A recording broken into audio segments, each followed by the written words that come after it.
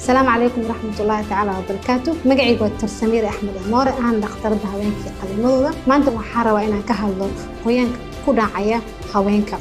marka dhahayno qoyaan kasta isku aragtid ma ahan infection ama caabuq waxa laga la jeedaa qoyaanka qaar waxa jiro hooyooyinka hadii isku arkaan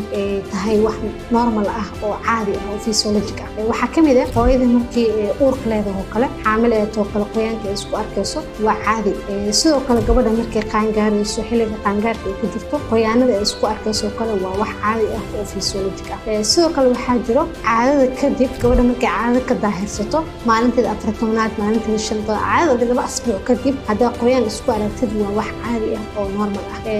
soo marka hadii qoyaanadaas ay normal yihiin waxa jiro calaamado markay isku aragto ay waajib tahay in dhakhtar la xiriirto oo tusinayo caabuqan inuu jiro oo infection uu jiro qoyaanada marka waxa la socdo qoyaanka haduu shiir leeyahay kale ama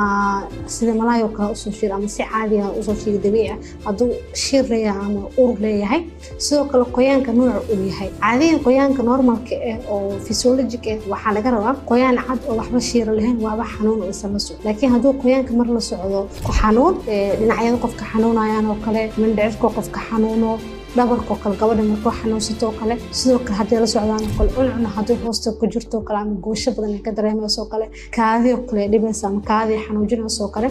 sidoo kale hadii tahay gabar la qabo kale kulankeeda kale dhibsanayso dhibaato ku qabto markaas oo kale waxay u baahan tahay in dhakhtar la xiriirto oo waxa jira caabuq soo marka hadii intaas hooyada isku aragto waa in si dhakhtar u tagtaa hadii marka intaas ay jirto hooyada waxa laga rabaa in dhakhtar si toos ah u la xiriirto maxaa yeelay caabuqa waxyaabo qaar waa iska yihiin hooyinka marka la daaweeyo wax dhibaato u keenayn laakiin hadii aan la daaweynin waxa dhici karto caabuq qaybta hoose ku sameysmo kale inuu gudaha u sii faafo oo ninkii kale inuu ku sii faafo kadibna tubooyinkii u soo faafo taas ay u keento gabadha inay dhalmadeedii oo kale mustaqbalkeeda ka saameyso oo la dhaho tubooyinkaaga oo kala xiran oo kale caabuqa dartiisa soo marka hooyooyinkeena waxa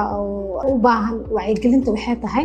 haweenka markay isku arkaan qoyaan oo kale inta badan waxyaabaha la sameeynaa waxa in haweenka kale farmashi tagto daaweyn ay qaso ma ahan hooyada samayso sababtoo ah infectionka ama jeermis dilaha la qaadanayo antibiyootikada qaar ayaga ku horseedayo in infectionka nooc kamid ah imaado ugu dambeyn hadii aad tahay qof ka caawinaya infection ama qoyaan qaybta hoose ah intaadan isticmaalin daawada waa inaad dhakhtar la xiriirtaa aad iyo aad u mahadsantihiin